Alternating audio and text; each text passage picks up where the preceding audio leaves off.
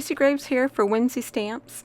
We're going to be making this cute zombie card, and we're going to be using the stamp set Be Happy. We're going to go ahead and stamp these little bees up on some alcohol marker friendly cardstock.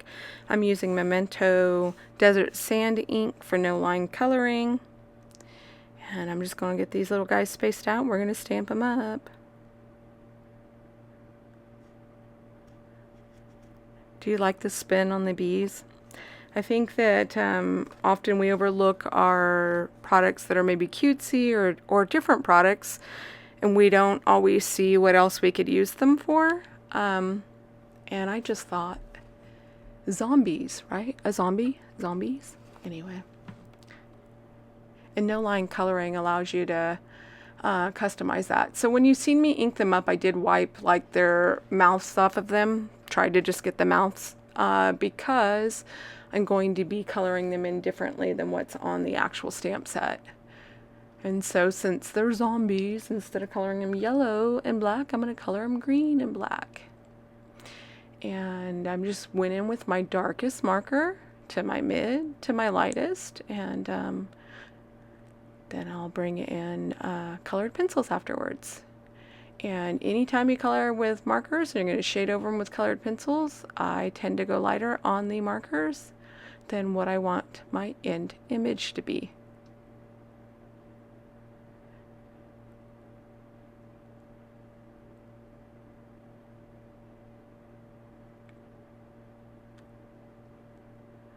So do you guys, are you excited for the Halloween cards? I know Whimsy is really big on their Halloween cards and products, and it's fun. I think it's fun. And so I was like, yay! And I always like this spooky Halloween music in the videos. I like, it's one of my favorite parts. I don't know, is that weird? But yeah. So it's really fun to be coloring up all these different Halloween cards. And I've been at, like, the last couple of days I've done a few voiceovers for the Halloween cards, so it's like yeah, it's been a lot of fun.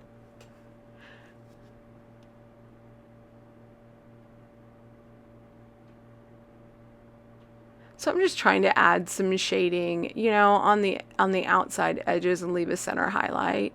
So the bee in the center, I'm having a center highlight.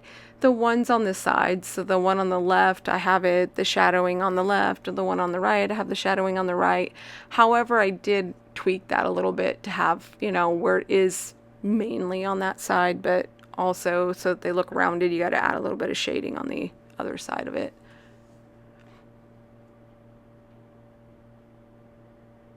You can see me thinking a lot, like, how do I want to do this?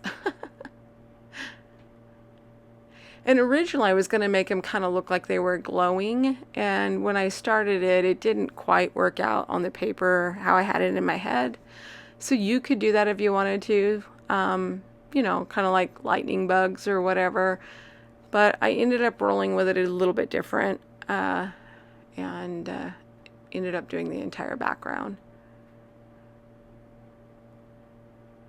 And you'll see me where I had started a little bit darker closer to them, and then I'm lightening, you know, putting lighter shades.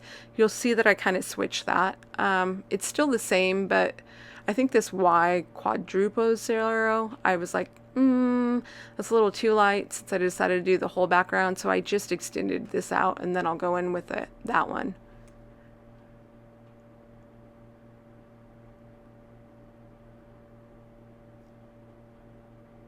And then we'll bring in some other stuff here. But I like to lay down my markers first before I add in pencils, because I don't want to color over my pencils and possibly clog my markers, which has happened to me. I'm using Farber Castell, Polychromos. Here are the different colors I used. And then I just go in and shade. And I'll work with my darkest pencil, go to my mid, to my lightest, and then I'll color with my lightest pencil even over the darker pencils, because I want to blend them a bit. But I try not to burnish them completely, like burnish them into the paper completely, because part of the fun of colored pencils is the layering, and the more you layer, the more depth you get, the more texture you get. If you burnish it right away, then it won't take any more pencil. And that has also to do with your cardstock. If your cardstock is too smooth, you won't be able to layer it either, and it has to do with the colored pencils you're using as well. So there's all these different factors, but use whatever colored pencils you have, use whatever markers you have. There's so many out there on the market today that are good quality, and they're more affordable than Copics or Polychromos or even Prismacolors. So I know Ohuhu, like I've played around with them a bit, and if they had those around when I got Copics, I would have went with the Ohuhus, just because the nibs are a bit different. They are a bit different, but they do really well. And I think if you start with that, then you wouldn't know any different. And they're refillable, and they have replacement nibs now. The nibs do feel different though, guys. If you haven't tried the Ohuhus, they're a little bit stiffer. It's almost like Copic nibs are very flexible. So when I'm shading this with the black pencil, I'm not going in super heavy-handed. All these pencils are really light touch, very light. I'm not putting a lot of pressure. And even with the black pencil, I'm, using a light hand, and then I'll put a little more pressure where I want the black to be darker. So you can get some variation in colored pencils, unlike markers. And you just keep going back and forth, and make sure you sharpen your pencils. It's really important to sharpen them, have a sharp point, especially for little details like the eyes and then the glasses. I mean, if you find that your pencils are, when you're shading, they are shifted just even a millimeter, it's because your tips need to be sharpened, or your points need to be sharpened. You see that? I had gotten a little bit off the frame, and you can erase colored pencils, especially if you don't put too much pressure down. I'm going to make some little shading around their eyes and add their mouths, and then we'll put a little title on the book. And what I'm going to do is put on some music, and when we move on to the next portion working on the background, I'll meet you there.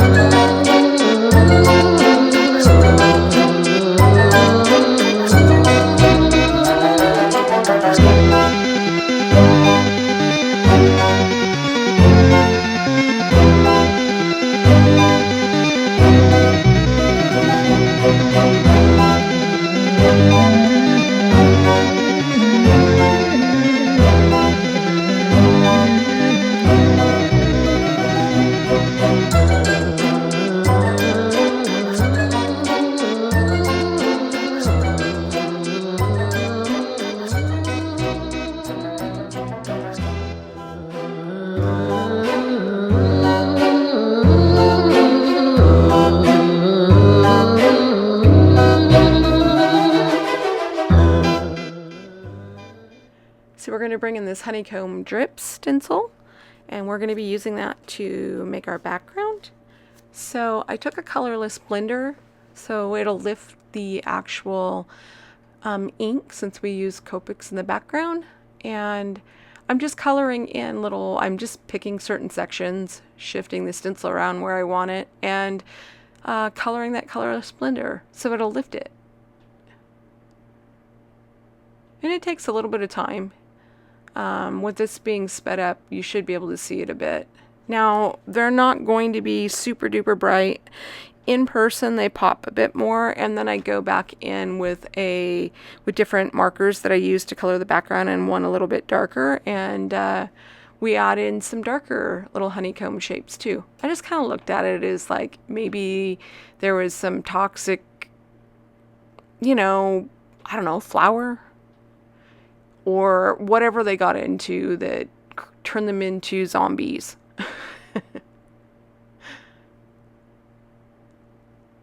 So here's where I brought some darker markers back in to draw in some of those shapes up where the background was lighter. And I think I even added some off camera, and I thought I was on camera, but you'll see in the end product I think I brought in a little bit more of a green color that I didn't show here. So you can add as much or as little as that you want. And then I use the die set Cutie ABCs to spell out zombies. Every time I say zombies, I think of that song.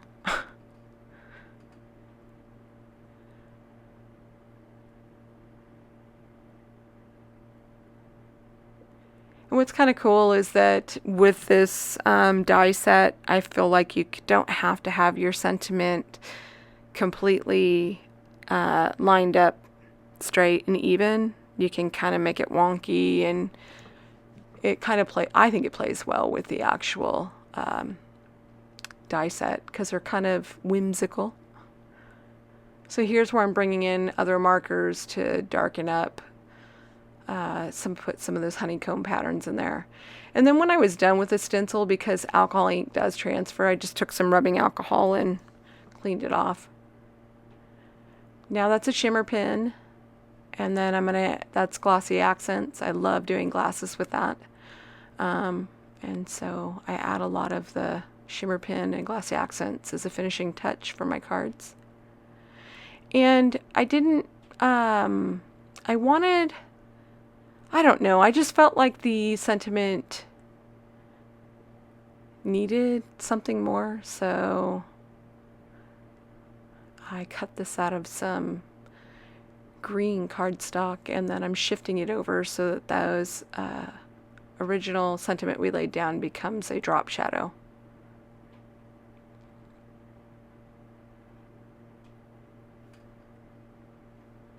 And it would have been fun to cut this down if I wanted to. I should have done that. I added some, and make a black matte, and then I added some little enamel dots on there. But I did add some glossy accents to the one bee's eyes as well. And added a little bit more of the honeycomb pattern.